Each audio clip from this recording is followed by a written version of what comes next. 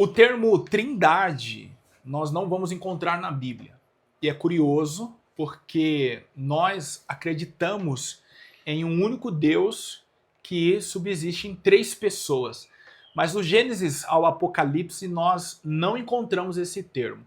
Essa palavra, que tem a sua origem no latim, foi cunhada e apresentada ao mundo teológico por Tertuliano entre o segundo e o terceiro século. Ele propôs uma explicação que acabou se tornando base para futuras discussões, de acordo às suas leituras bíblicas. Embora esse termo não seja achado nas escrituras, ela nos dá base para crer que Deus é um, mas subsiste em três pessoas. E esses textos nós encontramos tanto no Antigo quanto no Novo Testamento. Hoje nós vamos explorar um pouco esses textos e entender um tanto melhor essa doutrina e como alguns grupos têm tentado deturpá-la, entendendo então que Deus não é somente único, mas não subsiste em três pessoas. O tema da conversa de hoje, do bate-papo, é baseado na lição de número 4, Deus é triuno. Eu sou o pastor Lucas Gomes, estou aqui para auxiliar você a preparar a sua próxima aula. Já chegamos aí à lição de número 4 e eu tenho certeza que você já se acostumou com esse formato, onde toda semana eu convido um amigo, uma amiga, para conversarmos sobre a lição, irmos mais fundo. Eu quero dizer a você que não deixei de preparar os subsídios para os professores, aquelas aulas onde a gente faz um resumo do conteúdo. Eles ainda estão acontecendo, a verdade é que já está disponível para você assistir logo após que terminar esse bate-papo. A intenção aqui nesse momento é somente se aprofundar. Então, se você deseja ir além nos seus estudos, por favor, pegue a sua caneta, papel, a sua Bíblia, porque hoje eu tenho certeza que você vai anotar bastante. Eu quero agradecer às pessoas que têm acompanhado este conteúdo. Começamos nesse novo formato agora em 2025 e tem dado muito certo. E eu quero agradecer àqueles que têm se inscrito, àqueles que têm deixado o seu like, aqueles que têm comentado aqui. Isso é muito importante e eu quero dizer que motiva muito a dar continuidade ao trabalho. Também eu quero aproveitar então e pedir a você que ainda não é inscrito para se inscrever nesse canal, ativar o sininho, isso é muito importante, porque não basta só se inscrever. Quando você ativa o sininho, você está dizendo ao YouTube que ele pode enviar a você as notificações de todo o conteúdo que surgir aqui, tá bom? Faz isso. E também deixa o seu like, porque assim você mostra ao YouTube que o conteúdo é bom e pode ser apresentado a outras pessoas. Quanto mais likes, melhor o YouTube entende e esparrama essa boa notícia que será a conversa que teremos aqui. Quero então, antes de apresentar o convidado de hoje, falar para você sobre a empresa parceira que tem possibilitado a existência de tudo aqui, que é a Chegou e Economizou. Aparece aqui o Instagram, você pode acessar agora. Primeiro, passar a seguir e acompanhar as novidades. É uma empresa de cosméticos que fornece para todo o Brasil. Cosméticos, perfumes, cremes, linha masculina, feminina, as mais diversas marcas. Boticário, Natura, Avon, Jequiti, Mary Kay. Então, você que gosta de maquiagem, você mulher e você homem também, porque você pode presentear a sua esposa. Acessa aí no Instagram agora, @chegou_economizou. Tem até um nome sugestivo, porque a proposta é você chegar e economizar o seu dinheiro. Os produtos, eles possuem até 50% de desconto. Então eu tenho certeza que você vai pagar mais barato, mesmo pagando frete para sua região, do que entrando nos sites e indo às lojas que você costuma ir. Acesse aí, @chegou_economizou. Sem mais delongas, eu quero apresentar a você o meu convidado de hoje. Vocês já devem ter percebido que eu não tenho trazido aqui quaisquer pessoas, só gente de peso. E hoje não é diferente. Eu estou aqui com meu amigo pastor, eu já ia falar o nome dele. Ele é pastor, ele está realizando o seu mestrado em teologia, ele é professor de teologia sistemática, pregador da palavra de Deus também, e ele tem outras formações além da área teológica. Ele é formado em administração e tem licenciatura em educação física. voltando à teologia, ele tem um monte de pós-graduações e também uma bem interessante, porque nos auxilia aqui diretamente, que é uma pós em docência do ensino superior. Senhoras e senhores, eu apresento a vocês o pastor Fábio Goulart. Meu amigo, agora o pessoal está impactado com o seu currículo e tinha mais. Eu falei assim, eu vou parar por aqui, porque senão a gente vai fazer um programa só do que ele faz. Meu amigo, fica à vontade, a casa é sua, bem-vindo e obrigado por você ter aceitado o meu convite. Muito obrigado. Bom, é um prazer muito grande poder estar aqui. Desde já agradeço ao pastor Lucas pelo convite que tem nos dado. Eu confesso para vocês que é muito empolgante, muito envolvente poder fazer parte de um projeto tão expansivo e importante como é o projeto que o pastor Lucas tem proporcionado aqui para todos nós aí que acessamos o YouTube. Então, assim, agradeço mesmo o convite. Para mim é um prazer poder participar aqui da explanação da palavra de Deus. E também, assim, eu fico, assim, agradecido por falar que é de peso, né? Um convidado de peso, porque eu sou pesado mesmo, tá, irmãos? Então já passei dos 3 dígitos faz tempo. Então, desde já, muito obrigado, pastor Lucas. É um prazer poder estar aqui. Tá bom? Maravilha. Então vamos lá. Ao que interessa. A lição 4, Deus é triuno. O texto áureo está em Mateus 28:19, que já nos mostra aí a participação da Trindade. Portanto, ide, ensinai todas as nações, batizando-as em nome do Pai, do Filho e do Espírito Santo. A verdade prática que sempre nos orienta aí, resumindo o conteúdo da lição, nos diz: desde a eternidade Deus é Pai, Filho e Espírito Santo. E essa verdade está em toda a Bíblia. É interessante saber isso porque aí não houve um momento em que ele passou a ser Pai, como acreditariam aí, ou fez parte da discussão contra Ário lá no Concílio de Nicéia em 325, de que houve um momento então que o Deus não foi pai porque o filho não existia. Então, a partir do momento que ele é criado, aí ele passa a ser pai. Isso. Então, a verdade prática já nos deixa bem explícita que não houve um momento que Deus que tenha deixado de ser Pai, Filho e Espírito Santo. Então, as 3 pessoas subsistem eternamente. A leitura bíblica em classe, Mateus 3, de 15 a 17, e depois o capítulo 28, versos 19 e 20.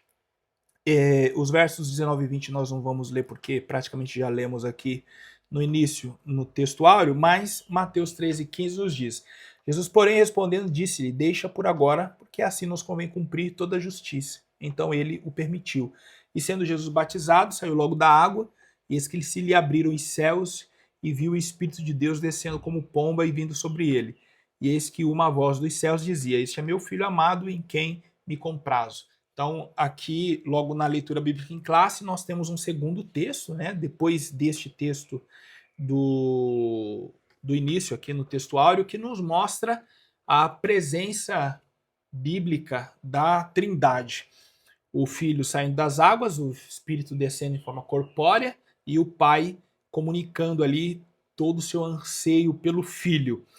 Primeiro tópico nos diz como a Bíblia apresenta a Santíssima Trindade. O segundo, as heresias contra a doutrina da Trindade. E o terceiro, o unicismo, uma heresia antiga na atualidade.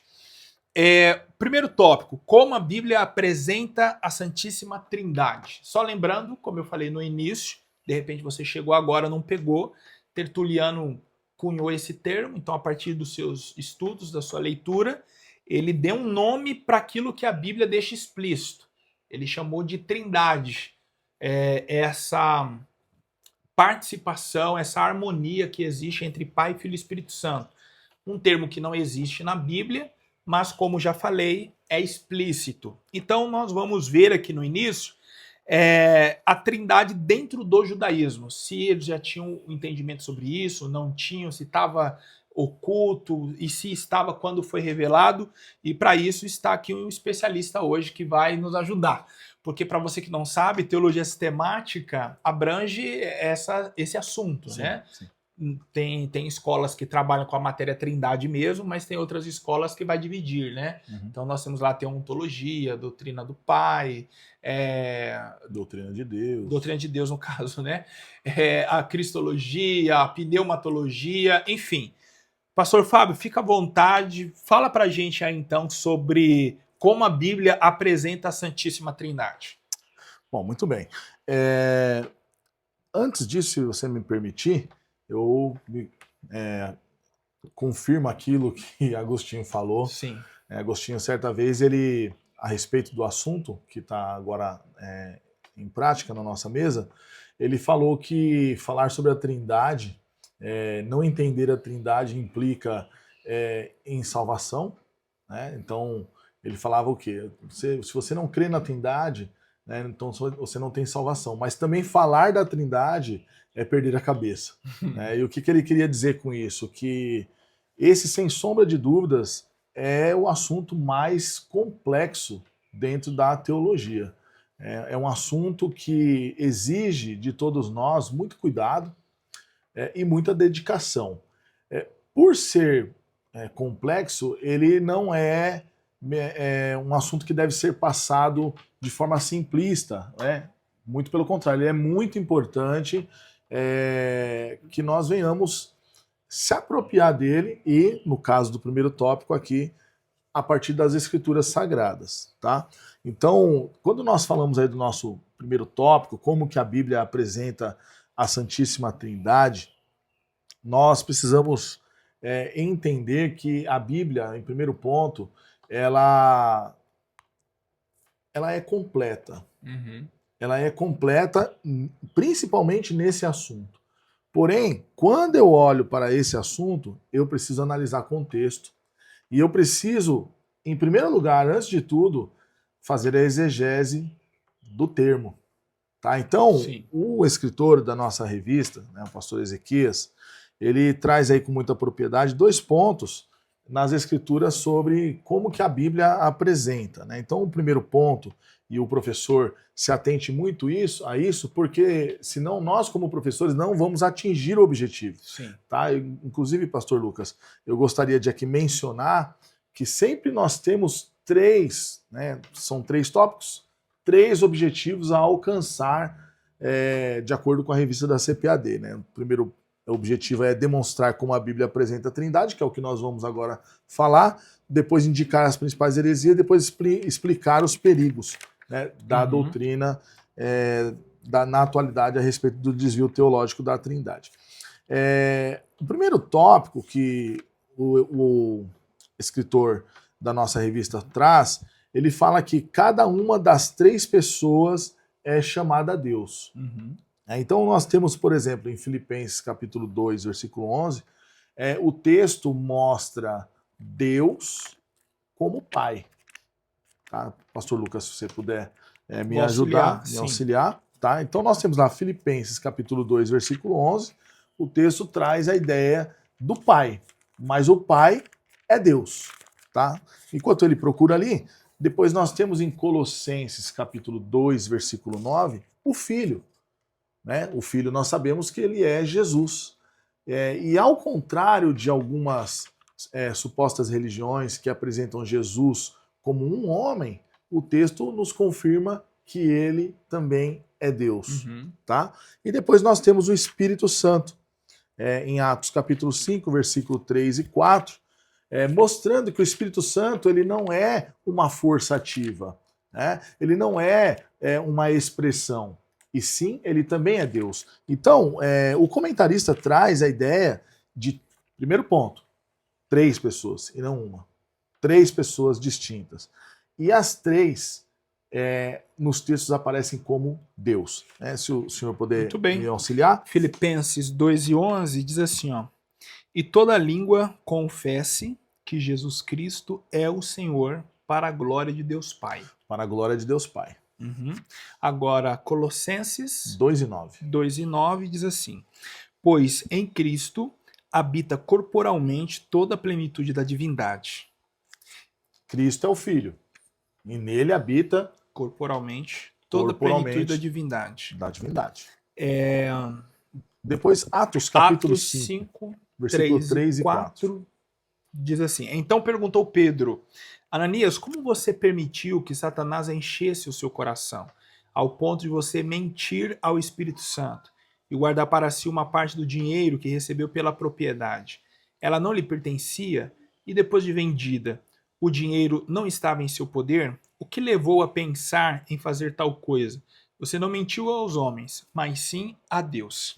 Então, olha só, na terceira leitura, nós vemos claramente que a mentira ali não foi para os homens, não foi para uma força ativa. A mentira ali foi diretamente para Deus. Mas, olha só, não surge ali o nome Kyrios no grego. Né? Não tem ali Jesus. Ali é o Espírito Santo. Então, o Espírito Santo, ele é Deus. Agora tem uma observação, pastor Lucas, quanto aos professores. E se nós não tomarmos cuidado, nós poderemos, de forma inocente, cair num pequeno erro. Uhum. O fato dele dizer que cada uma das três pessoas é chamada a Deus deve ficar bem claro. Por quê? Porque não é cada um Deus. Porque senão nós cairemos aí no triteísmo, que na verdade é o politeísmo. Então, o cristianismo protestante, o cristianismo evangélico, ele não crê numa existência divina de três deuses. É bem complexo isso, Sim, é bem muito. complexo. Mas, por exemplo, quando você estiver em sala de aula, é muito importante que você tenha uma lousa, ou você já preparou a sua aula anteriormente para mostrar ali numa tela de um computador. Eu não sei qual é a estrutura na sua igreja, mas é importante que nessa hora nós façamos um exemplo lúdico para demonstrar isso. Antes de você falar do exemplo, imagino que você tenha pensado em algo e vai ser importante, porque a gente precisa também tomar cuidado com alguns exemplos que, de repente, Exatamente. parecem esclarecer, mas na verdade vão confundir mais. Vou confundir mais. Um exemplo que eu gosto muito de dar, e aí eu acredito que a gente não ficar distante da realidade, é o próprio homem, por ele ser um ser tricotômico, Isso. Uhum. corpo, alma e espírito. Então, nós temos três subdivisões em um único ser. Então, nós entendemos as funções da alma, as funções do espírito e o que é o corpo. Exatamente. Então, mais ou menos falando desses três, os gregos acreditavam que nós somos uma alma e temos um corpo e um espírito. Então, o corpo nos possibilita contato com o mundo material e o espírito com o mundo espiritual. E eu acho isso interessante porque a Bíblia garante que Deus é espírito. Então, o contato que Deus faz conosco é através do nosso espírito. Então, Deus ele não faz contato com a alma diretamente, nem com o corpo. E aí eu até penso numa dinâmica para nós entendermos essa questão do relacionamento com Deus. Então, o contato de Deus se dá com o nosso espírito, e aí Romanos nos diz, no capítulo 8, que o mesmo Espírito testifica com o nosso espírito que somos filhos de Deus. Então, o Espírito tem esse contato, o Espírito de Deus tem o contato com o Espírito do homem, a alma reage a esse contato, porque aí a gente está falando das emoções, e o corpo expressa isso de alguma maneira. Uhum. Então a pessoa Ótimo chora, exemplo. a pessoa grita. Então o corpo reage, né? Ou melhor, o corpo expressa as reações da alma. E a alma só reage porque houve um contato com o espírito. Então, veja que qualquer um dos três, se for retirado do homem, este deixa de ser homem. Sim. Não é mais humano, né? Então, na mesma dinâmica, a gente pode Sim, ver a sim. Trindade? Sim, lógico que nós devemos levar em consideração os três pontos e não focar na antropologia, né? Porque senão nós poderemos cair aí nessa questão aí que está acontecendo muito hoje, de um culto ou um evangelho ou uma teologia antropocêntrica, achando que Deus ele é igual a gente nessa questão de sentimentos, etc., né? Porque ele não tem pecado. Sim. Mas o exemplo é esse mesmo. Notem que eu estou aqui de frente para você, eu estou vendo uma pessoa, né?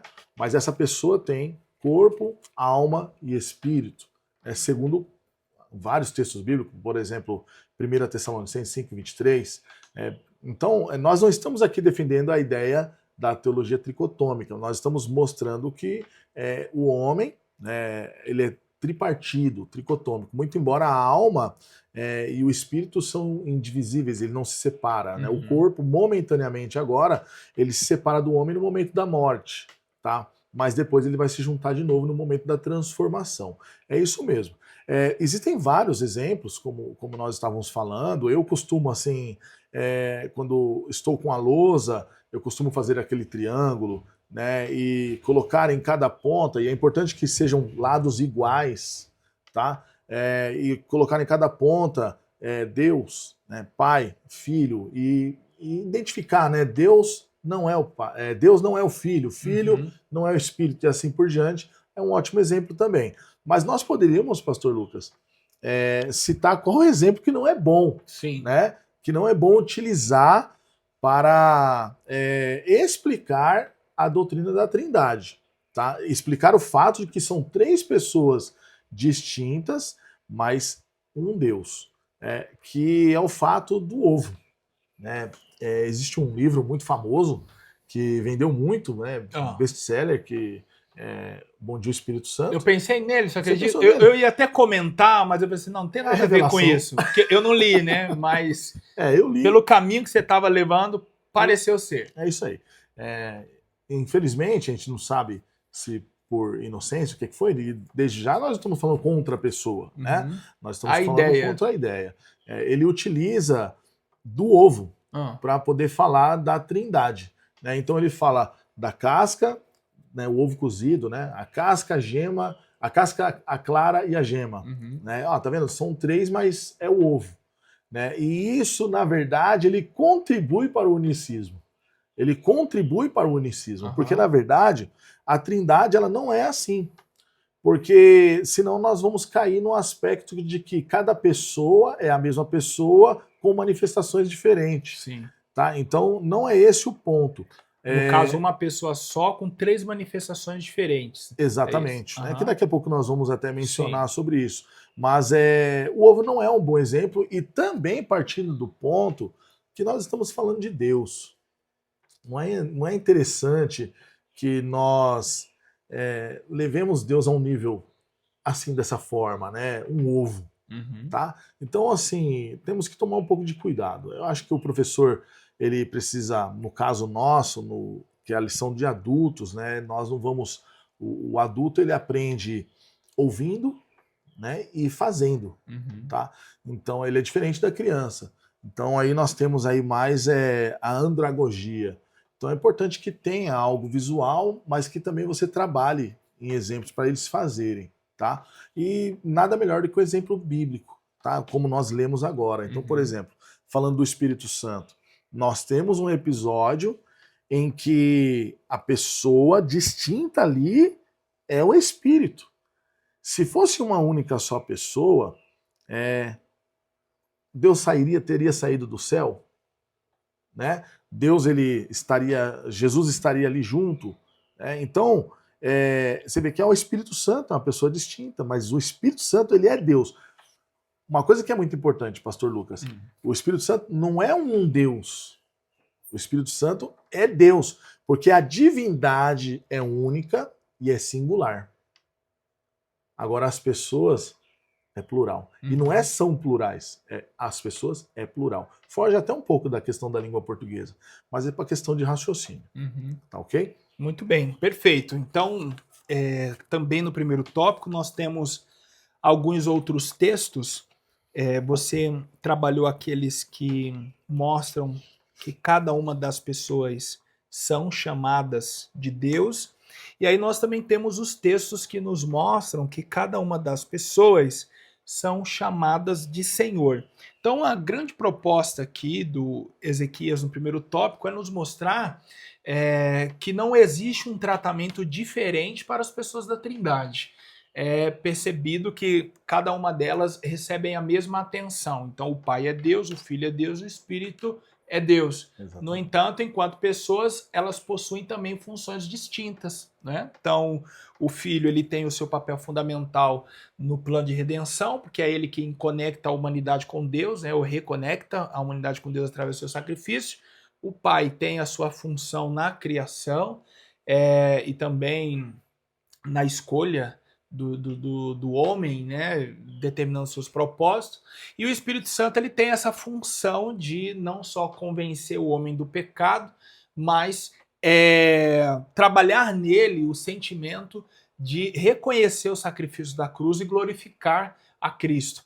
Então, veja você que, embora seja um Deus, cada uma dessas três pessoas possui uma função distinta e não acontece nelas uma subordinação, não é, pastor? Exatamente. No caso das pessoas, né, os dois estão no mesmo nível, os dois compartilham da mesma essência que é a divindade.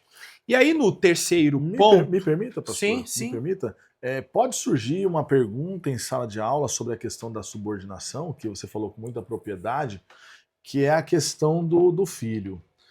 Mas se não existe subordinação, por que o filho sempre se dirige ao pai pedindo autorização, né? Fazendo a vontade? Então vai surgir essa pergunta e, inclusive, surgirá a seguinte pergunta.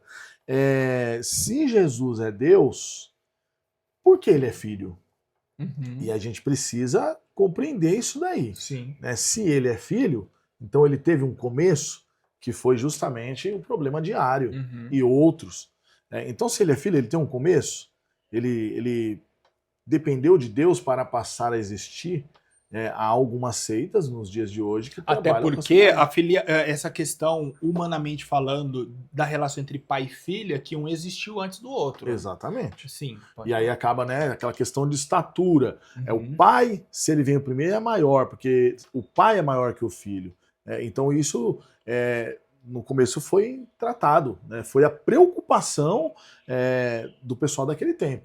Tá? Então a gente tem que entender que o filho, quando a gente está falando de filho, é encarnação. Uhum. O termo filho, né, no filho na eternidade, é porque o plano perfeito sempre existiu. E não é plano A, não é plano B. Deus não tem plano B. Deus ele tem um plano, o plano redentor. Então, Jesus, né, o Yeshua, ele estaria já, né, desde a eternidade preparado para esse fim, essa finalidade. Então é uma pergunta que pode surgir para você lá, professor. Alguém pode chegar para você e falar, olha, mas se Jesus é Deus, então por que ele é um filho? Se ele é filho, ele foi criado, ele foi, né, gerado. Então são perguntas, não são capciosas, mas são perguntas teológicas importantes. E aí, como que você responderia isso, então? Para o professor aí já tomar nota dessa, e aí quando vier ele já rebater ali na lata. Como que a gente entende, então, essa relação de pai e filho, pegando o gancho no que você falou, já que ele não houve tempo que ele não tenha existido. Exatamente. E que o pai não tenha deixado de ser pai. Como que você pode explicar melhor pra gente aí? Muito bom. Então vamos lá. Primeiro ponto é a gente entender o que é eternidade. Eternidade é aquilo que não tem começo. Às vezes as pessoas se confundem, acham que eternidade é o que não tem fim, né? Inclusive é uma coisa importante para a gente falar, porque costuma-se dizer que nós somos eternos, né? Não. Por que nós não somos eternos? Porque nós temos um começo, nós temos um princípio. Sim. E foi Deus quem fez. No caso de Deus, Deus Pai, Jesus, Deus Filho e o Espírito Santo, Deus Espírito Santo, eles estão na eternidade. Sempre foram, sempre são, sempre serão. Tá? Então Jesus ele está na eternidade. Mas no seu papel, Jesus ele precisava ser gerado. Gerado como aquele que viria salvar o mundo. Né? Então, essa missão de Cristo, esse ser gerado pelo Espírito Santo no ventre de Maria, que pontua a questão de ser filho. Né? A submissão à missão, a sub de baixo, missão. Jesus estava submisso ao Pai. Quem era o detentor da missão? O primeiro missionário é Deus. Sim. Deus é o primeiro missionário. Porque o missionário é o que envia. Quem ele envia? Ele envia o filho. Então ele é filho. Ele é filho na função. Exatamente.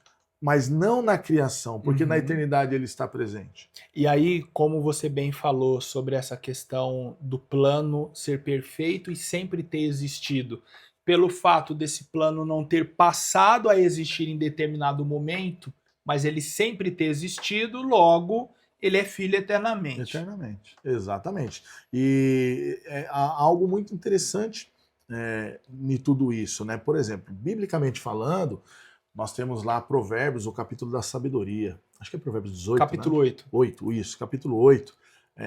Você vê lá que a sabedoria está falando, né? E etc e tal. E eu me recordo que a Bíblia diz que Jesus, ele é pai da eternidade. Isaías 9:6. Exatamente. Pai da eternidade. Então, assim, puxa, mas como assim? Ele não é filho? Você que é filósofo, você precisa explicar para nós, assim, né? Então, assim, olha a eternidade de Cristo. Acima da sabedoria, ele é a própria sabedoria, acima da eternidade, né? Então, olhando biblicamente, não tem como errar, né? Inclusive, aqueles que promovem a doutrina contra a Trindade, muito apesar do nome não estar, no termo Trindade não estar na Bíblia, mas aqueles que promovem contra o conteúdo da Trindade, eles não fazem isso, não tiram essa conclusão lendo a Bíblia. Sim. Porque se eles tão somente ler a Bíblia, nós vamos perceber que em vários textos está lá presente os três distintamente. Então, Jesus ele já está aí em muitos textos do Antigo Testamento. Deixa eu dar uma olhada aqui. Tal, evidência. Bom, ainda no primeiro tópico, é porque eu fiquei preocupado de repente antecipar de algum trecho, mas é ainda no primeiro tópico. Ele nos mostra então os muitos textos em que aconteceu uma participação explícita da Trindade. E aí por que eu falo uma participação explícita? Porque eu não acredito que tenha existido um momento que o Pai agiu independente do Filho ou do Espírito, ou o Filho agiu independente do Pai ou do Espírito, e o Espírito esteja agindo independente do Pai ou do Filho. Entendendo a dinâmica de que os três é um Deus. Por que eu estou falando isso? Eu acredito que na década de 90, talvez, início dos anos 2000, é mais claro para mim esses ensinamentos. Era muito comum os pregadores que são mais famosos aí no Brasil compartilhar a seguinte ideia, de que o Espírito Santo ele descia no Antigo Testamento, agia sobre pessoas específicas e voltava. Agia e voltava. Eu não sei se essa era a intenção, mas o que trazia à minha memória? Que o Espírito Santo não estava presente, atuante no Antigo Testamento, mas somente em situações esporádicas. Então, tipo, eu vou brincar aqui, tipo o Chapolin Colorado, né? Quem vai nos defender? Aí o Espírito Santo desce, enche o Sansão, volta, porque não precisam mais dele. E aí, a partir de Atos 2, ele, aí sim, está presente, fixo, agindo até o presente momento, e o Filho já não está mais conosco. Então, na minha cabeça, quem estava presente no Antigo Testamento? Pensando nas pessoas da Trindade, o Pai. O Filho é revelado nos Evangelhos. A partir de Atos 2, nós temos então a manifestação do Espírito Santo.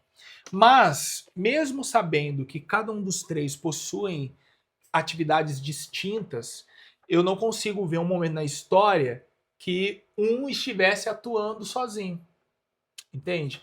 E aí, nós temos aqui esses textos que nos mostram atividades explícitas, mas implicitamente os três estão juntos, os três estão atuantes, porque eles são Deus e aí compartilham dos mesmos atributos, não é? Eternidade, onipotência, onipresença, onisciência. Então não dá para a gente tirar uma das duas pessoas e deixar só um atuando no Antigo Testamento. E aí os textos que nós temos aqui explícitos são, por exemplo, Gênesis, quando ele diz, façamos o homem.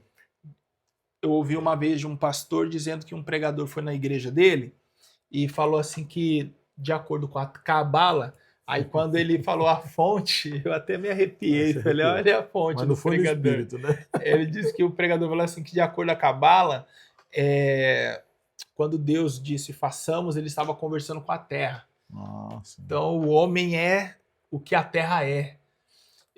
Só que aí, no caso, Deus não conversou com a terra. É uma conversa entre os membros da Trindade, né? Então façamos o homem à nossa imagem, conforme a nossa semelhança. No instante em que o homem peca, agora o homem é como cada um de nós. Gênesis capítulo 11, desçamos e confundamos a língua do homem. Isaías 6, a quem enviarei, quem há de ir por nós. Sim. Então, só no Antigo Testamento nós temos todas essas aparições, né, explícitas. O que você poderia, de repente, comentar sobre o que eu falei aqui, desses pregadores da década de 90, anos 2000, que nos dava a entender que o Espírito Santo não estava presente no Antigo Testamento, só em participações esporádicas, e sobre o entendimento do judeu acerca dessas três pessoas? Aí eu vou fazer uma pergunta aqui que de repente pode ser a de quem está nos assistindo ou dos alunos no próximo domingo. Eles tinham consciência dessas três pessoas? E se tinham, nos deu exemplo, e se não tinham, a partir de que momento eles começaram a ter clareza dessas três pessoas? Os judeus, no caso, né? Os judeus. Tá. Bom, vamos lá. Bastante pergunta numa Bastante só, né? pergunta, né? Vai a primeira dos pregadores da década de 90 e ano 2000. Bom, assim, uma tá interligada com a outra, aí eu já falo logo tudo, mas eu sei que confunde. Vamos para a primeira, vai. A respeito dos pregadores, talvez o posicionamento do tempo, né, da década, seja por conta de nós vivermos nessa década, né, nesse tempo. Né? Eu sou um pouco mais antigo do que você, né? Então eu comecei a assistir pregações na década de 80. Lógico que os pregadores eram outros, né? Billy Graham, né? Paul Chan, Jimmy Swagger. Eu tô falando etc. de Marco Feliciano, Bílio Santana, Certo. Adeildo Corrêa. Então, assim, mas assim, por que eu estou dizendo isso? Assim, em todos os momentos existiram falas querigmáticas dos púlpitos que trouxeram dúvidas. E isso acontece por quê? Tirando aqueles que fazem pensadamente, né? Nós somos reprodutores do que aprendemos, do que lemos e etc. Né? Então, o que aprendeu-se naquele momento foi aquilo. E também nós devemos levar em consideração que o tempo da ministração, às vezes, se não for uma pessoa sábia igual você, assim, pastor Lucas pregando, né, que é um referencial para nós, a pessoa não consegue expor a ideia dele de forma clara naquele momento. Né? De repente, sentando com o referido pregador, talvez até o entendimento dele seja mais diferente e mais profundo. Então eu acho que assim, a gente tem que, de forma... não estou aqui defendendo, tá? Mas também a gente precisa compreender que são momentos e momentos, falas e falas, mas é algo para se policiar. Porque falar não é fácil, né? E o que a gente fala no meio das pessoas vira regra, né? Você vê, você cresceu ouvindo isso, né? Mas a respeito dos judeus, toda a teologia do Antigo Testamento, e é algo que eu aconselho aos professores se atentarem a estudar teologia do Antigo Testamento e teologia do Novo Testamento. São coisas distintas por exemplo, da teologia em si. Lógico que é uma matéria que a gente vê mais na academia, né? Então, assim, a teologia do Antigo Testamento, ela mostra que todo o conteúdo doutrinário, teológico do povo hebreu, ele foi crescendo no decorrer do tempo. Né? Por exemplo, vou dar um exemplo, não é o nosso assunto, mas só para exemplificar. A ideia do inimigo, do diabo, do Satanás. Se nós olharmos os termos Satanás, diabo, na origem nós vamos perceber que ele não está falando daquela pessoa em si. Né? É um adjetivo. Mas o contexto vai mostrar. E se nós se atentarmos bem para o Antigo Testamento, qual é a vez que a gente vai encontrar ele mesmo? No livro de Jó. Né? E aí vem aquela... Gênesis, Jó e Mateus, né? Quando ele vai ao deserto. Então, mas Gênesis, serpente. Serpente é serpente. Ah, tá. De maneira explícita você está falando, maneira explícita. Né? Tá. E nós sabemos que, na verdade, o termo Satanás ali já uma influência das traduções. Então, serpente. Para nós que somos observadores, estudiosos da Bíblia, fica muito claro que para nós a serpente, né, lá no livro do Apocalipse é citado a antiga serpente, a gente já faz logo essa ligação. Mas imagine para eles que não tinham o Novo Testamento. Imagine para eles que não tinha acesso a livros como nós temos aqui na nossa mesa aqui agora, né? Então, isso é bem complexo, Então, quando você está na academia, você vai aprender dentro da teologia que há escritos tardios, né? E há escritos mais novos. Uhum. Por isso que há um debate na academia sobre a escrita de Jó. Aqui eu não estou falando nem que sim, nem que não, nem defendendo, né? Mas muitos defendem que a escrita de Jó ela é posterior ao cativeiro.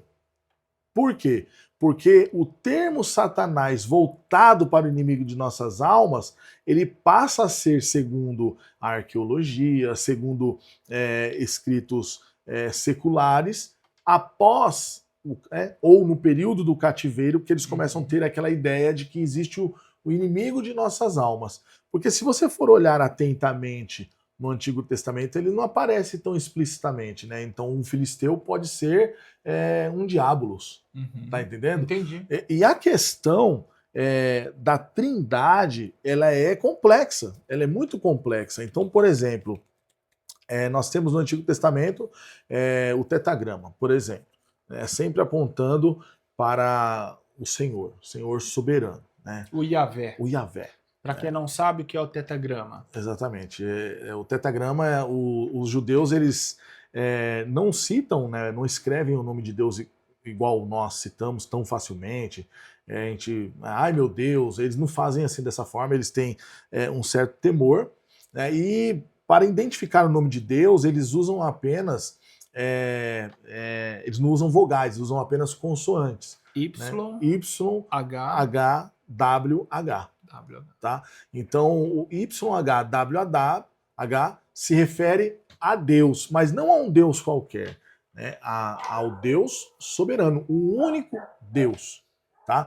Então, eles tinham sim essa ideia de que existia um Deus, né, soberano, um único Deus. Isso eles foram aprendendo, né? Por exemplo, Abraão, olha só que interessante Abraão. Segundo os estudiosos, o período de Abraão, o período em que Abraão existe na história, eu acho que ninguém é melhor do que você para falar para nós, o tempo de Abraão é um tempo que não havia escrita ainda. Né? A escrita não estava pronta. Na Mesopotâmia, né? Exatamente. Então, assim, como que Abraão conhecia Deus? Era através de livros? Não. Então havia a tradição oral e havia também a experiência. Né? Então, Abraão, um homem que tinha experiência com Deus. Então ele começa a perceber que o Deus dele não é aqueles deuses, né, do crescente fértil.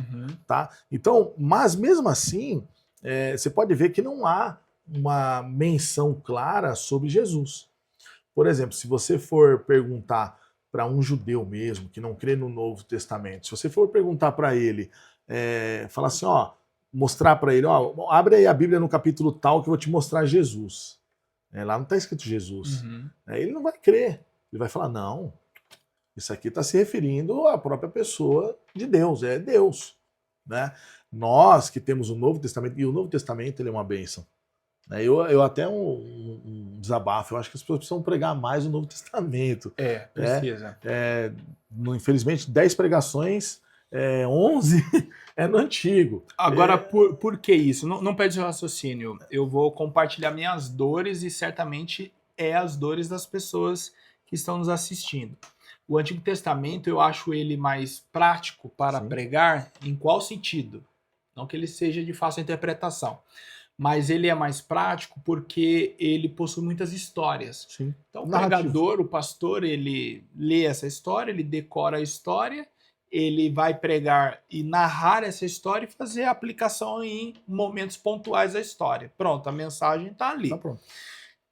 Agora, o Novo Testamento ele é complicado porque ele lida com doutrinas como estamos discutindo nesse momento. Que para os judeus o conceito de Deus ele estava muito claro, ou ele se tornou conforme esse Deus ia se revelando para eles. Sim. E eles estavam fugindo da idolatria, então não tinha nem razão para eles pensarem em 3 pessoas. Então o conceito de Deus estava muito claro. Agora, a partir do Novo Testamento, aí que começa a se perceber e a se dedicar mais nesse assunto, principalmente depois dos apóstolos, para explicar quem é esse Deus. E aí nós temos a doutrina da Trindade, você tem a salvação, a doutrina das últimas coisas, o pecado. Então, pelo fato do Novo Testamento, ele exige muito mais, primeiro, conhecimento, para depois você ter condições de explicar, é que eu acho que as pessoas fogem dele. Sim, eu concordo com Aí você pode ver, aí os pregadores, eles focam mais nos evangelhos, Sim. eles focam em pontos assim... Sempre narrativo. Isso. Sempre narrativo. E se vai falar de Paulo, é narrativa também. Parece que nós fugimos, mas não. O Antigo Testamento, ainda dentro da sua pergunta, ele é a sombra. Tá? E o fato é o novo. Né? Por isso que nós somos bem-aventurados, porque nós temos a Bíblia toda. Né? Então, o Novo Testamento, ele vem para elucidar o que era um mistério. Eu, por exemplo, eu acho assim muito fantástico a Epístola aos Hebreus. Eu acho que quem quer entender graça, quem quer entender o Novo Testamento, precisa se dedicar na Epístola aos Hebreus, principalmente Trindade. Tá? Por quê? Porque é gradativa a revelação divina entre os hebreus. É gradativa. Imagina a dificuldade daqueles homens que cresceram e foram instruídos no ensino do Antigo Testamento e de repente chega um homem falando, eu sou. Ó, eu sou. O choque que é, porque ninguém mencionava eu sou, a não ser do próprio Deus. Né? E aí agora começa a se propagar que ele é o Messias aguardado. Eles não tinham o que nós temos hoje. Então, por isso que se não for revelado pelo Pai, né? E essa revelação é pelo Espírito Santo. A sua pergunta sobre o Espírito Santo no Antigo Testamento. Se o Espírito Santo no Antigo Testamento não está presente, logo, olha o perigo disso, logo eu posso atribuir a Moisés, a capacidade de Moisés, toda aquela sabedoria. Eu posso atribuir os grandes feitos de Sansão à força dele. Talvez ele tomava whey protein, alguma coisa, né? Mas olha só, era o Espírito Santo que se apoderava dele, Exato. que o impelia. O Espírito ele está presente, mas ele escolhe momentos específicos para se revelar de forma explícita. Eu acho que aí uma coisa que fecha de legal o nosso raciocínio é a profecia de Joel 2:28, né? E há de ser que depois eu derramarei do meu espírito sobre toda a carne. E realmente não era toda a carne, né? Mas haviam muitos que tinham sabedoria para fazer o tabernáculo, que tinham os reis, por exemplo. Os reis bem-sucedidos eram bem-sucedidos por conta do Espírito Santo. Então, olha só, a pessoa distinta da Trindade, Espírito Santo, que é Deus, agindo.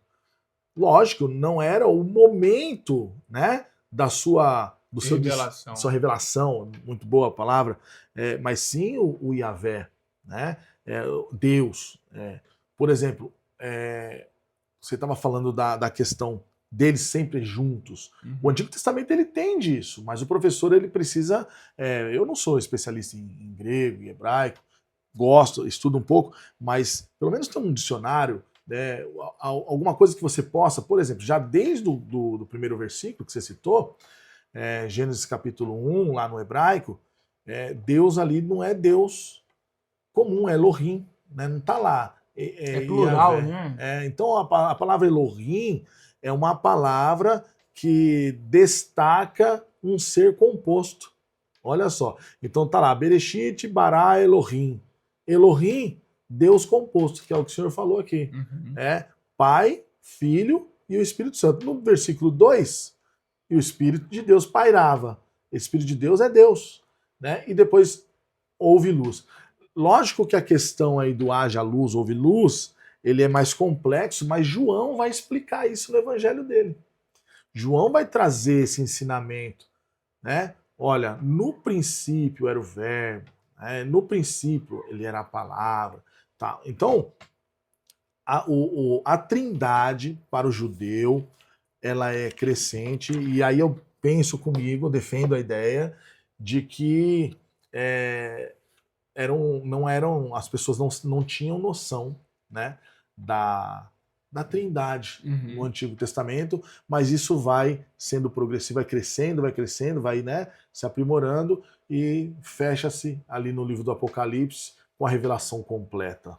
A ponto de quando Pedro, então, lá em Atos 5, o texto que você pediu para que eu lesse, chamar o Espírito Santo de Deus, ele não está cometendo um equívoco, mas ele está, de fato, muito claro acerca de quem ele está chamando de Deus, que ele, de fato, sabe que o Espírito Santo é Deus. Então, a revelação ali, naquele momento, já estava muito mais claro do que Sim, lá no Antigo Testamento. com certeza. Então, ele não comete o equívoco, né? Ele está claro nas suas afirmações.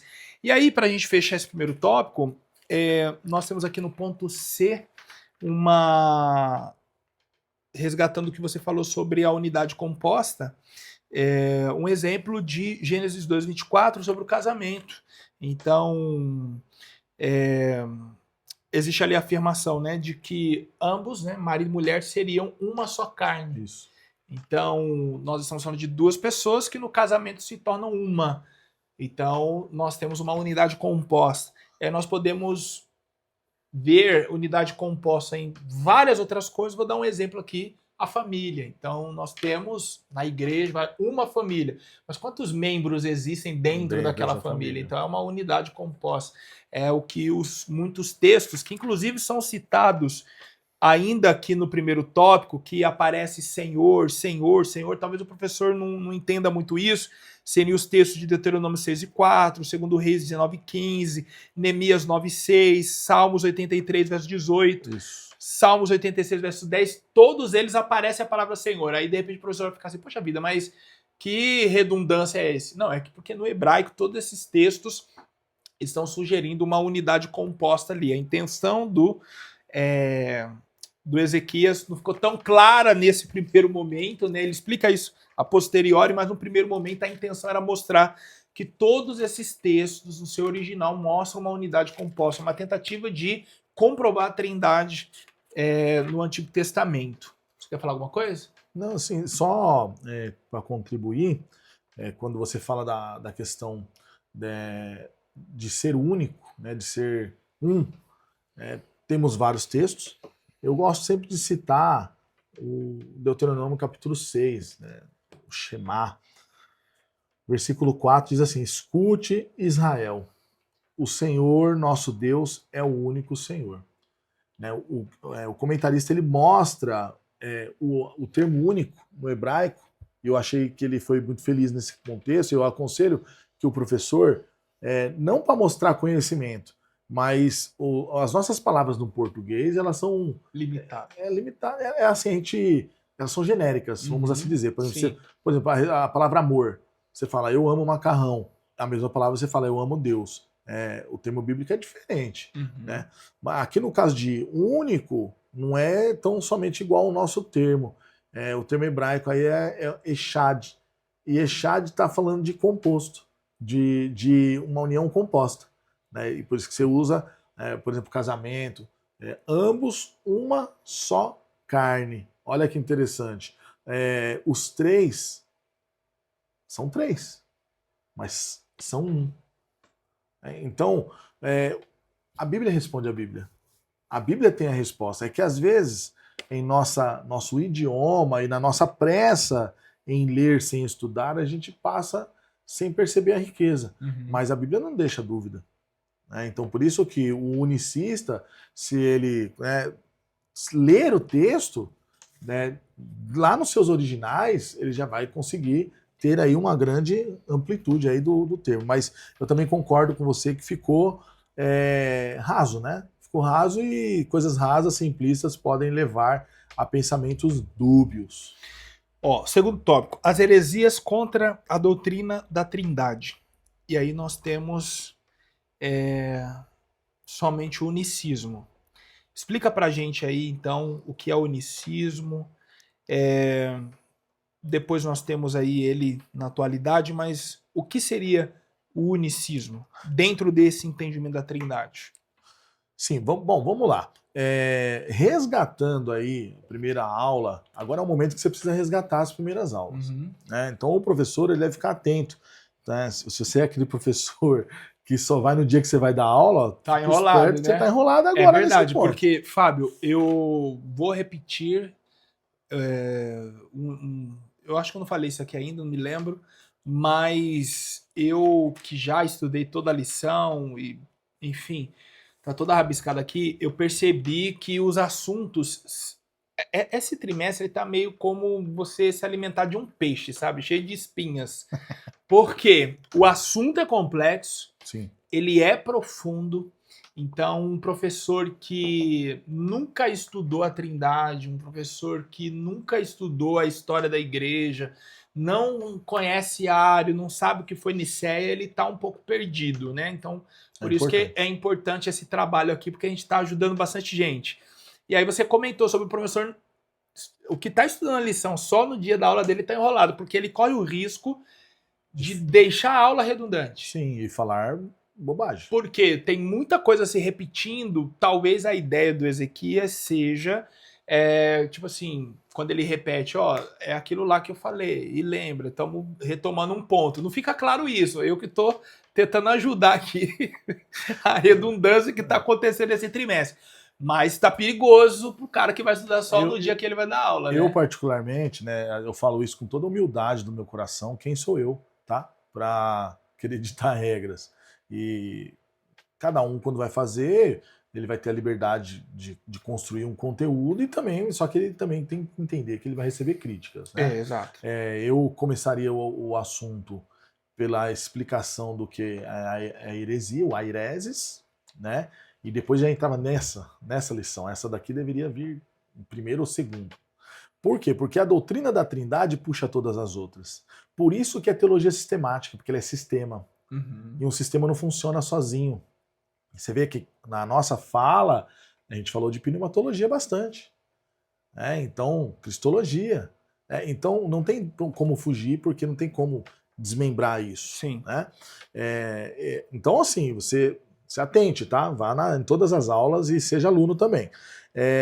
Aqui no ponto 2, quando nós falamos a heresia contra a doutrina da Trindade, chega o momento do professor ele buscar a história. Né? História a gente esquece, se a gente estuda, a gente vai lá e faz o curso superior em teologia, a gente acaba esquecendo. Então a gente precisa revisitar esses assuntos para poder lembrar os alunos. Por quê? Porque eu simplesmente de chegar na sala de aula dizendo o unicismo é errado e não explicar a origem, não explicar da onde surge, qual é a ideia, na verdade, eu estou fazendo o mesmo papel que os acusadores. Eu acuso sem fatos, sem provas, sem nada. Então, e desde já, assim, eu deixo claro que eu também penso assim, que eu não sou inimigo de unicista. Tá? Eu não sou inimigo de pessoas. Mas, para mim, como sendo um desvio bíblico-teológico, precisa ser corrigido. Tá? Então, o comentarista, ele, no tópico 2, ele cita duas heresias, né, segundo o nosso ponto de vista, que é o unicismo e o unitarismo. Mas ele só se apega no unicismo. E ele só cita o unitarismo. E isso pode causar dúvidas. Por quê? Porque o unicismo é diferente do unitarismo. Não são a mesma coisa. É verdade, Fábio. Você havia comentado nos bastidores, né? Aí eu pensei assim comigo na hora, né? Ele tirou o unitarismo da onde? Eu não lembro disso. Aí agora eu estou aqui olhando, e tem, só para ficar claro a quem de repente já leu a lição e teve a mesma dúvida, né? Logo no início do terceiro tópico, né? Fala o número da página pro pessoal. Página 20. Inclusive eu uso a de aluno, tá? Página 20 do aluno. Eu não uso a de professor, porque é mais caro. E aí eu uso os livros lá em casa. É nada, gente. É porque o cara é tão fera para consultar. Mas está aqui, página 20, então, da lição de adultos, ou de aluno. São duas as principais heresias contra a Trindade, o unicismo e o unitarismo. Exatamente. Ambas são contrárias à Bíblia, condenadas pelas igrejas antigas e rejeitadas pelos principais ramos do cristianismo. Nessa lição trataremos do unicismo. Aí a sua fala está se dando nisso, né? Fica no ar então. Tá, mas o que é o unitarismo? Ele provavelmente ele vai citar nas outras lições. Mais pra frente, mas alguém vai te perguntar. Eu não lembro de ter... eu Você não lembro, de ter visto? mas pode ser que tenha surgido. Mas qual é a minha preocupação? Você tem aquele irmão lá na revista que ele vai vir nessa lição e de repente ele dá plantão em outras e ele não vai ficar sabendo. Então vale a pena você, nesse momento, professor, mostrar que não é a mesma coisa. Eu já ouvi alunos já falando em apresentação de trabalhos que o unicismo e o unitarismo são as mesmas coisas. Não são. Então vamos lá, uma rápida explicação. Tá? O unicismo, então, como nós sabemos, ele surge aí nos primórdios da igreja. Século III está aqui. Século III. Ele surge nos primórdios da igreja. A igreja estava muito preocupada em defender a existência corpórea de Cristo. Tá? Nós tínhamos a questão aí do gnosticismo. João, as epístolas que João escreve, você vai ver isso muito claro. Então havia uma preocupação da igreja em mostrar que Jesus de fato existia, era palpável, era Deus e etc. Era Deus, né? Era o Filho e etc. Santo. Pronto, gnosticismo. Só que, posterior a isso, o ataque não acabou. Eu vou dizer assim que... Eu nem falo assim, viu, pastor Lucas, a questão de ataque. Eu me coloco naquela questão. Será que eles tinham tantos recursos como nós temos hoje? Hoje a gente ainda erra. Imagina naquela época. Mas naquela época, haviam já os estudiosos, bispos, né, e presbíteros, e muitos aí surgiram. Né? Para citar para vocês aí... quais foram os movimentos que encabeçaram o unicismo? Nós temos aí o monarquianismo, o modalismo, o patripacianismo e o mais famoso de todos que vem de Sabélio, que é o sabelianismo. Nesse momento aí você tem o Ário. Né? Então o concílio de Nicéia, Constantino convoca para debater contra Ário. E Ário era a minoria. Se não me falha a memória, eram 28 pessoas que estavam do lado de Ário e os outros todos contra, né, a doutrina de Ário. O que Ário falava? Ário falava que Deus, a existência de Deus, Deus era única pessoa, e eu vou falar assim de uma forma bem prática para você aplicar para os seus alunos. Deus era uma única pessoa que no Antigo Testamento ele se manifestou sendo aquele que promulgou a lei, né? Aquele que abriu o Mar Vermelho. Quando era para dar força para Sansão, esse mesmo Deus, ele se manifestava como Espírito. Olha que coisa interessante. Então ele se manifestava como Espírito. Se era para libertar os amigos de Daniel da fornalha, então ele se manifestava como o quarto homem, né, da fornalha. Então era uma única pessoa, que o unicismo tem dificuldade de explicar isso, né? Que abandonava o céu, vinha para a terra para se manifestar daquela forma. Né? E lógico que eles têm a defesa deles, mas é uma pergunta que é difícil de responder. Né? Como que uma pessoa faz tudo, né? Então, e isso é interessante, né? Porque ninguém faz nada sozinho. E Deus ele mostra isso há muito tempo. Né? Então, eu acho que nesse momento é importante você falar isso na sua sala de aula, que ninguém faz nada sozinho. Então, principalmente para quem quer dirigir o culto, tirar a oferta, cantar, pregar e dar bênção apostólica. Por exemplo, nós estamos aqui nesse podcast maravilhoso e, pelo conhecimento dele, ele poderia estar sozinho aqui falando. E eu tenho certeza que você ia até ter mais público. Mas ele vem e chama um amigo gordinho de peso. Né? Então, vamos lá. Então, lá por volta do 3º século, começa a surgir agora o desvio bíblico teológico de que Jesus ele existiu, mas ele era menor. Né? Então, qual que era a ideia? Por que isso foi acontecendo? Porque desmembrou. Não, espera aí. O unicismo em si, ele vai falar o quê? Deus se manifesta, olha só, encarna em Cristo no batismo. É bem complexo. Inclusive tem um livro, deixa eu ver se eu lembro o nome desse livro, alguma coisa Tabernáculo. É um livro da Coreia que foi distribuído em grande massa no ano 2000 aqui no Brasil, de graça, de forma gratuita. Esse livro era lindo, maravilhoso, eu recebi os exemplares de graça, mas quando chegava nessa parte ele falava Jesus se tornou em Cristo no batismo, né? E inclusive os pecados foram perdoados naquele momento. Então, nesse período surgem aí muitos desvios e seus movimentos, né? O sabelianismo aí é o mais citado da história, e a maioria deles ensinava o quê? Deus ele se manifesta em pessoas distintas. Então, por exemplo, como se explica no unicismo Jesus? Deus desceu, encarnou e, né, se fez homem. Jesus. E essa é a explicação. E o Espírito Santo, na descida do Pentecostes, é a mesma pessoa, a mesma dinâmica, que desce, né? Ele agora, não é bem esse termo que eles utilizam, mas a gente tem que ser justo, né? Mas assim, a ideia é agora se transforma no Espírito Santo. E aí existem textos que, quando nós falamos, fica difícil deles responderem, como, por exemplo, a exemplo disso é o batismo de Jesus. Né? O batismo de Jesus, você tem Jesus, que é Deus, ali no Rio Jordão. Você tem o Espírito descendo como forma de pomba. E você tem o Pai afirmando que este é meu filho amado. Então, quantas pessoas você tem ali? Você tem 3. Então, o que está acontecendo ali? É o eco de uma voz? Não são 3 pessoas. Então, nos primórdios da igreja, os pais apostólicos, eles tiveram que agora começar a defender, proteger a igreja deste ponto de vista. E aí talvez alguém fale assim, mas está todo mundo adorando o mesmo Deus, o que isso tem problema? Tem muito problema, porque você diminui a divindade de Cristo. E nós oramos em nome de Cristo, nós pedimos em nome de Cristo. Então tudo é por meio de Cristo. Então isso tem que tomar muito cuidado. Então nós temos o unicismo. Já o unitarismo, meus amigos,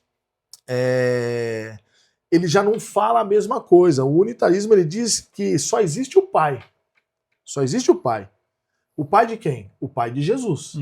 E Jesus é alguém menor, que aqui no caso é mais o arianismo. Sim. Tá? Então, que é, né, o pensamento dos testemunhos de Jeová. Então Jesus existiu para eles. Mas quem é Jesus? O Filho do Pai. Mas ele não é Deus. Então esse pensamento ele surge entre o 2º e o 3º século. Então isso é antigo. Em alguns textos da tradução Novo Mundo, aponta Jesus como sendo um Deus. Então algo assim distinto do Pai, menor que o Pai. Menor que o Pai. Que era o pensamento diário. Distinto em divindade, né? Para não confundir. Porque exatamente. Já estamos aqui, as pessoas são distintas, mas distinto em divindade. Exatamente. Né? É como se ele fosse menos um poderoso. Segundo Deus e menor. Menos poderoso, menos importante. E não é essa a ideia. Então, tanto o unicismo como o unitarismo, eles são desvios bíblicos, desvio teológico. Tá? E que nós não podemos deixar isso vir a acontecer na igreja. Essa doutrina entrar. A doutrina, Pastor Lucas, ela precisa ser repetida várias vezes. É inadmissível que em uma igreja não se fale da mesma doutrina todo ano, 2 vezes por ano. Vou pegar um gancho no que você está falando agora.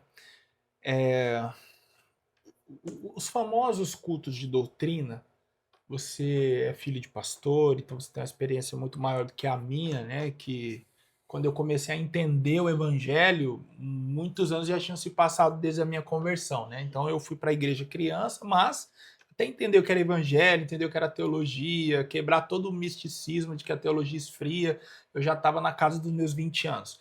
Então você tem uma experiência maior. Mas eu percebo, pastor Fábio, que os famosos cultos de doutrina na Assembleia de Deus, eles, na verdade, não eram cultos de doutrina. Eram cultos que, se não na sua maioria, mas em grande parte, eram cultos para falar de costumes. Os costumes da igreja. Reafirmar os costumes da igreja e não a doutrina da igreja. E aí, algumas não denominações, mas ministérios foram mudando o nome. Então, tirou doutrina, colocou ensino. E eu conheço locais que chamam até o culto da palavra, para tentar tirar do crente a ideia de que use costumes. Use costumes. Então eu sempre senti falta mesmo de se ensinar doutrina na igreja. E na oportunidade que tive de ser co-pastor em uma congregação, é, eu me lembro que o pastor, ele me dava liberdade para Lucas, ó, o dia que você tiver um conteúdo, você quiser compartilhar algo com a igreja, você me dá um toque. E aí um dia eu conversei com o pastor, eu falei assim, pastor, o senhor me permite apresentar uma série para a igreja? Eu queria ir 4 terças para falar sobre o Espírito Santo. Por que que eu fiz isso? Porque eu sentia falta disso, entendeu? Então, você está falando da importância não só de apresentar a doutrina, mas repetir a doutrina. Porque os nossos irmãos, eles não possuem, e aí eu estou falando no geral, porque se a gente for olhar em casos pontuais, nós temos muitos irmãos com condições de explicar doutrinas, né? Professores, mas veja, por que eu estou falando pontuais? Seriam eles alguns professores de BD, alguns superintendentes e pastores, como você e eu, que ainda que não dirija uma obra, mas a gente está em contato com as escrituras, a gente estuda, dá aula, enfim. Mas eu acho que era importantíssimo assim para a igreja, os irmãos no geral saberem o mínimo das doutrinas. O que é a ceia, o que é a salvação, e aí vai. E aí é onde entra algo que eu defendo muito, que eu vejo que é pouco observado nas igrejas, que é o discipulado, pastor. Hoje o objetivo do discipulado é batizar e não é ensinar. E aí eu acho que existe uma grande confusão nas questões. Por quê? O batismo é o mês que vem. Como que vai discipular alguém em um mês? Não dá. Então, eu acho que no discipulado, o cristão, quando que o cristão tinha que sair da classe do discipulado? Quando ele tivesse condições de entender isso aqui, ó. A Trindade, quem é o Espírito Santo, sobre a salvação, por que, que a humanidade se corrompeu, e aí vai, coisas simples. Ele não vai sair teólogo, mas pelo menos assuntos que ele já ouviu falar, Sim. que ele já teve explicações. Ele pode não saber transmitir isso, mas ele já ouviu. Eu concordo com você em gênero, número e grau. Inclusive já arrumei algumas confusões Algumas. por conta disso. Na verdade, eu resumo isso aí da seguinte forma, pastor Lucas. Nós, enquanto igreja, enquanto obreiros, nós precisamos resgatar Efésios 4:11. A Bíblia diz que Deus mesmo deu uns para, né, apóstolos, pastores, evangelistas, né, doutores. Doutor aqui não é para um nome bonito para se aparecer. O doutor ali é o didásculos. No grego ali está didásculos. O que é o didásculos? Professor. Né? E para que serve o professor? Para o crescimento dos irmãos da igreja. E quem é que faz essa parte? É o didásculos. Entendeu? É o professor. Um pastor pode ser professor? Pode. Às vezes não, mas ele pode. E eu até acho que deve. Né? Então, quando nós passarmos a reconhecer o ministério, o dom ministerial de cada um na administração da igreja, nós vamos ter esse problema resolvido. Tá? Porque qual é a função do didásculos? Ensinar. Né? E esse ensino, o culto de ensino, ele precisa ser ensino mesmo. Por exemplo, um assunto desse, rico como esse, pode ser ensinado nos cultos de ensino. Tá? Então, histórica, a parte histórica, o que foi o unicismo, etc. e tudo. Isso aqui é maravilhoso, os irmãos vão crescer. E aí, olha que coisa, né? Criou-se um preconceito sobre esses conteúdos, esse tipo de conhecimento e a apresentação que você está propondo, a ponto dos irmãos olharem e falar assim, vixe, o pastor está com muita teologia. Daí a gente acaba... Existe, pastor Lucas, existe uma caça às bruxas. Existe. Existe uma caça aos didásculos. Existe. Infelizmente, talvez alguém que esteja aí ouvindo ache que eu e o pastor Lucas estamos aí reclamando e etc. Né? Nós não precisamos disso, viu, irmãos? Nós não precisamos se oferecer. Tá? Não é isso. É o cuidado com a igreja. É o cuidado com a igreja. O seu pastor uma vez falou um negócio para mim muito interessante. Ele falou assim, Fábio, hoje a missão precisa ser feita muito mais com ensino do que com a proclamação. E, na verdade, o que ele falou é o que diz a grande comissão, Mateus 28:19. Como que se faz discípulos? Ensinando-os. Não é o id. O id no grego nem é uma palavra formativa. Ele é uma conjunção. Tem que fazer o id. Como assim fazer o id? O grego, quem fala grego, ia falar assim, mas não estou entendendo, tem que fazer o id. Tem que fazer discípulos. É o discípulos quem tem que fazer. E você falou sobre o batismo e o tempo. Eu tenho um livro escrito sobre discipulado, que é Por que Muitos Não Permanecem. Eu defendo a ideia lá de que o discipulado nunca acaba. Eu estou sendo discipulado pelo meu pastor. Você está sendo discipulado pelo seu pastor. Nunca acaba. Não existe uma formatura. Tá entendendo? Não existe. Ele é para sempre. Agora, o que nós chamamos na teologia de catequese, né? Talvez pareça um termo católico, mas ele é universal. A catequese é o ensinar os princípios doutrinários. Cristianizar. Exatamente. Parece assim, né, ruim, não é um termo pejorativo, porque um cristão ele precisa ter uma base doutrinária, como por exemplo, como essa. Então, isso daqui é ensinado na onde? Na classe de discipulado da escola dominical. Né? E se a pessoa não pode ir, vai até a casa dele. Né? Então, é uma observação que nós estamos fazendo, meus queridos, que eu não sei se vai mudar, viu, Lucas? Não sei, tem que alcançar aí 2 milhões de visualização. Não, e ainda assim não vai mudar. Não vai mudar. Mas assim, de repente a gente poderia começar a marcar, falar algumas coisas sobre discipulado. Mas isso precisa mudar. Pronto, olha aí. Você que está nos assistindo, e eu quero aproveitar o alcance que temos, ainda que não sejam milhões de visualizações, mas essas poucas, Fábio, elas se distribuem pelo Brasil. Sim. Sempre a gente tem irmãos aqui do Norte, do Nordeste. Eu não vejo muito pessoas do Sul, mas Norte, Nordeste, Centro-Oeste, Sudeste em peso. Eu gostaria que você comentasse aí, nos informando se existe o discipulado na sua igreja.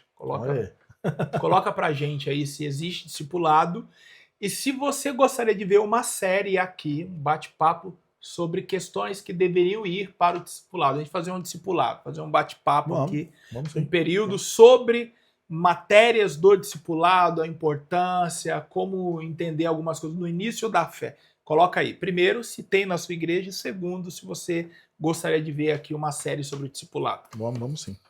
Então, pastor Lucas, essa é a diferença entre o unicismo e o unitarismo. Tá? O unitarismo é só Deus e os outros que vêm, por exemplo, o filho é apenas o filho dele, né, que foi criado, e o Espírito Santo é o Espírito que está dentro dele.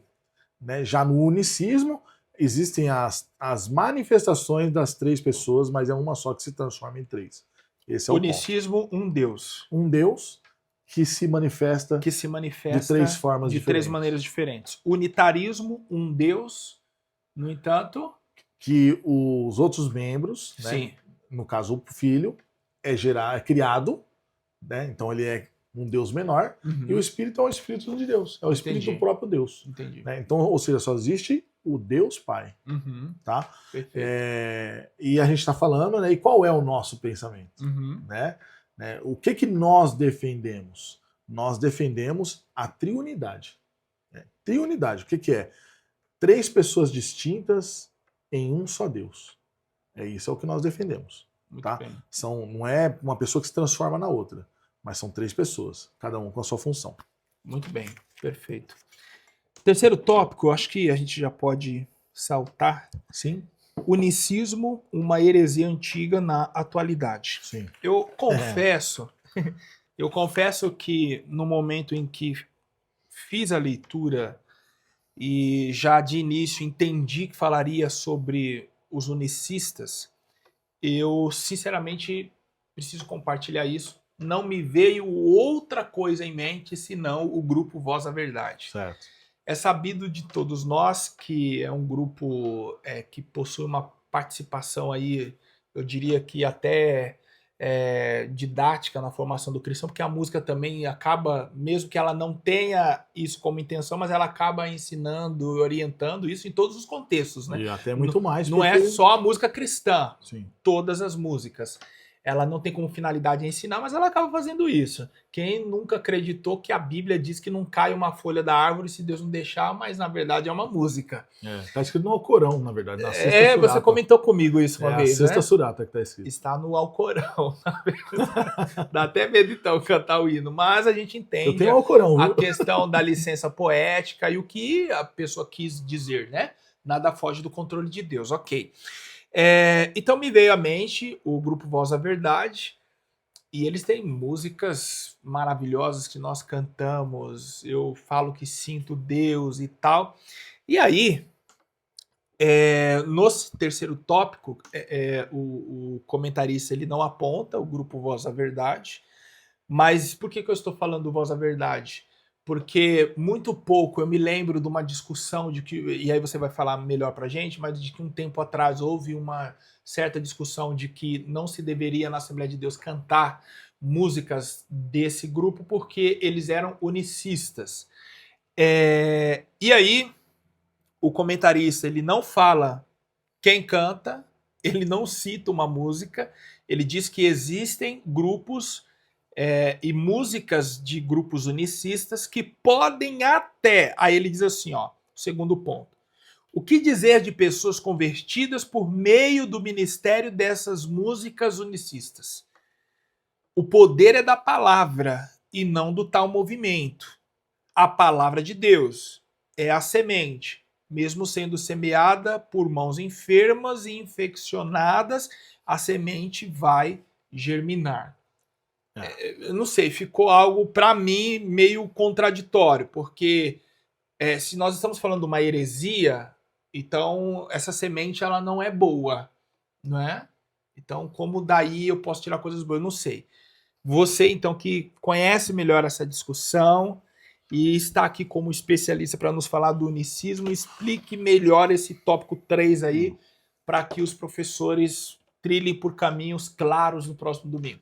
Bom, Lucas, a respeito do terceiro tópico, unicismo, uma heresia antiga na atualidade, né, o que o comentarista ele diz aqui é que as antigas heresias, elas sempre voltam, né? Acho que na história a gente chama isso de ser cíclico, né? Uhum. Elas sempre voltam. E é verdade, essa questão do unicismo, que é o que ele está abordando aqui, ela sempre volta, sempre está à tona novamente.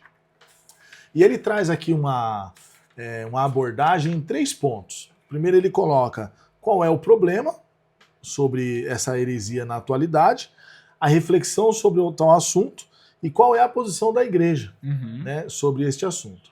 Então, qual é o problema do unicismo e de grupos, né? E aí você citou a respeito do grupo Voz da Verdade, que é o primeiro que vai vir na cabeça, e você, meu querido, se prepara para ter problema. No terceiro tópico você vai ter problema, e por isso você tem que agir com muita sabedoria.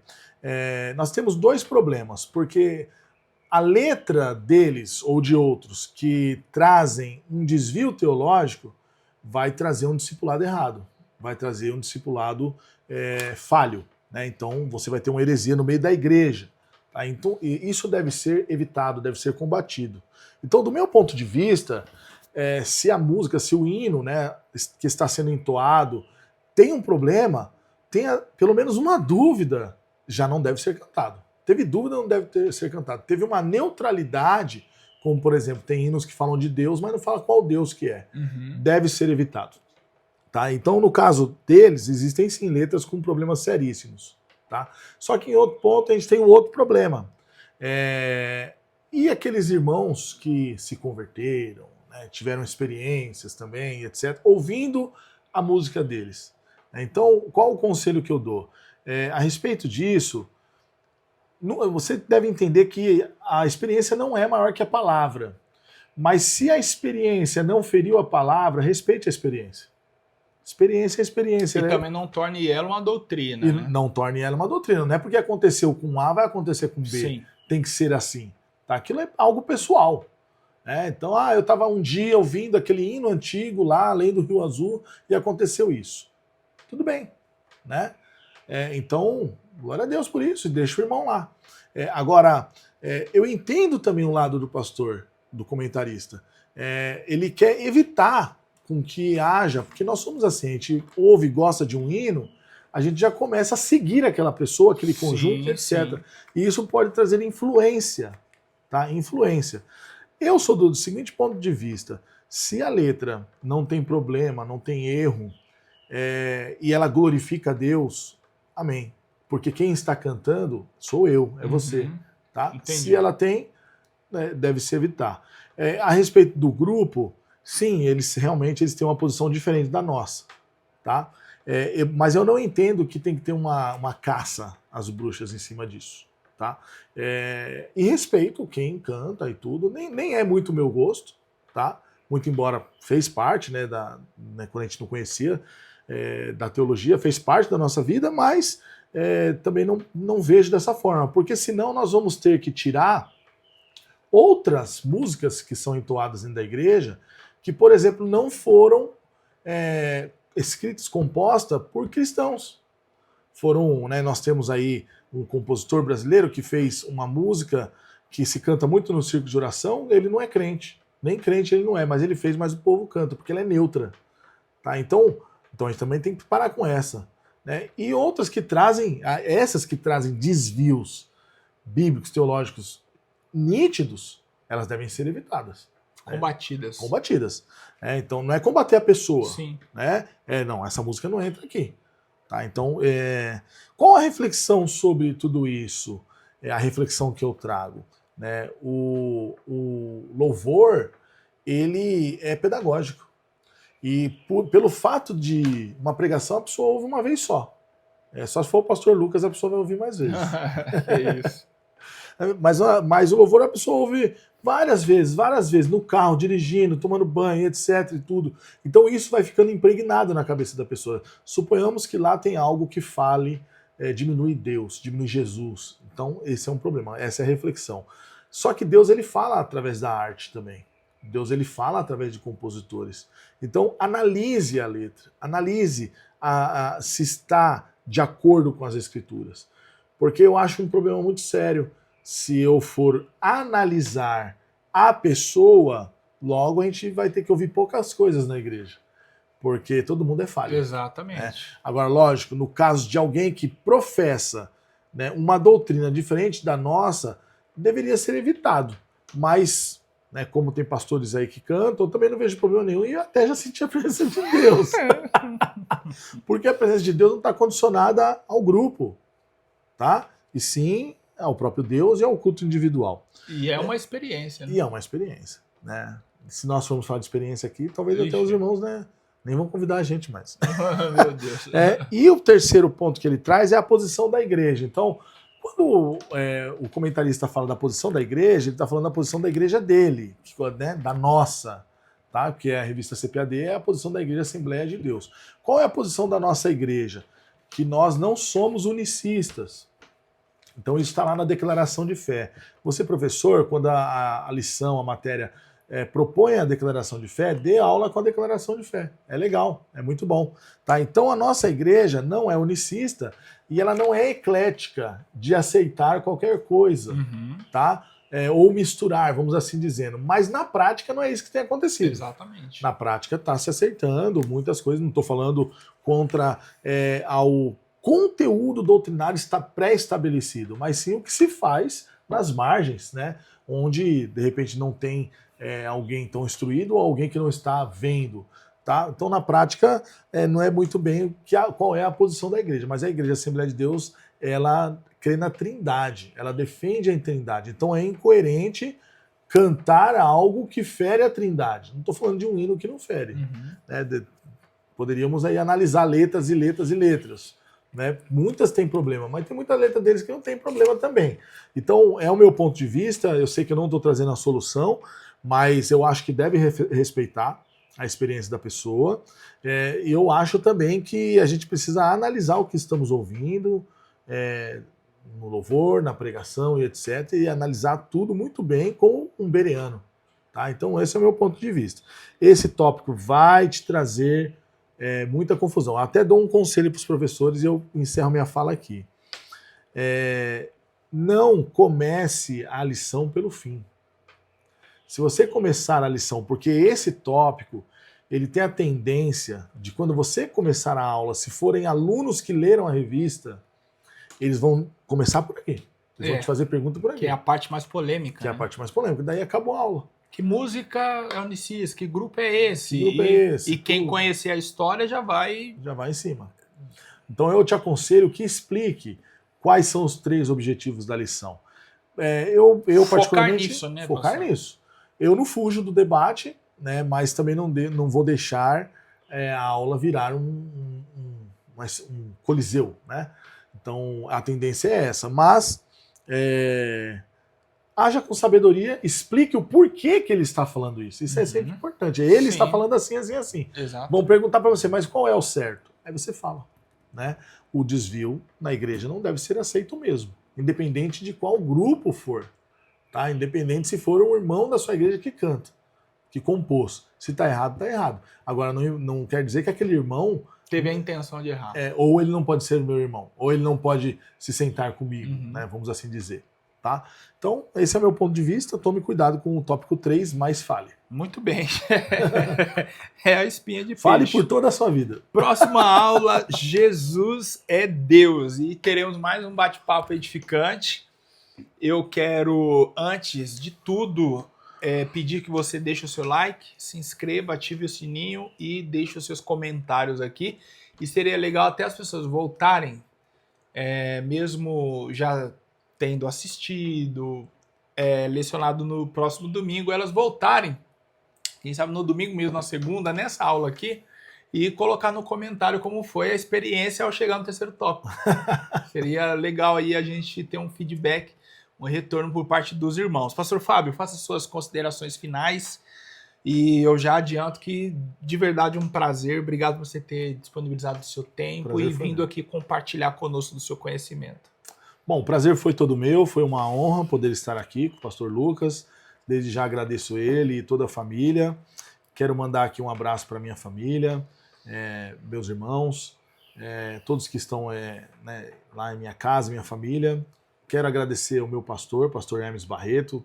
É um pastor que tem me ajudado muito, me aconselhado, me dado forças. Costumo dizer para as pessoas, coisa boa é ser pastoreado, né? E o pastor Hermes é pastor que prega lá no culto de ensino lá e vai bastante gente, hein?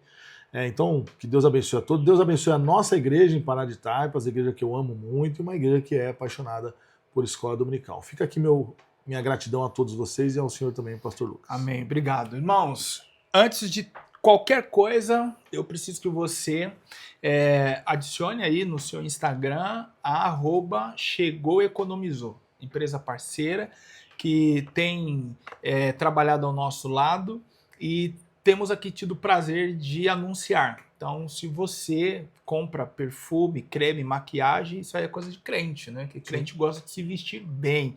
Então, eu preciso que você conheça a Chegou e Economizou.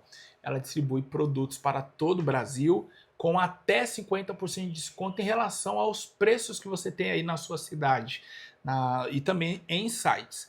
Quais produtos? Perfumes, cremes, Boticário, Avon, Natura, Mary Kay, Jequiti. São produtos que eu tenho certeza que você vai gostar. Então, entre em contato, chama no direct, porque sempre tem promoções lá que eu sei que vão abençoar a sua vida. Pastor Fábio, tá aqui um presente da Chegou e Economizou para você. Muito obrigado. Eu espero que você goste, tá bom? E a sua família também se agrade. Deus abençoe você.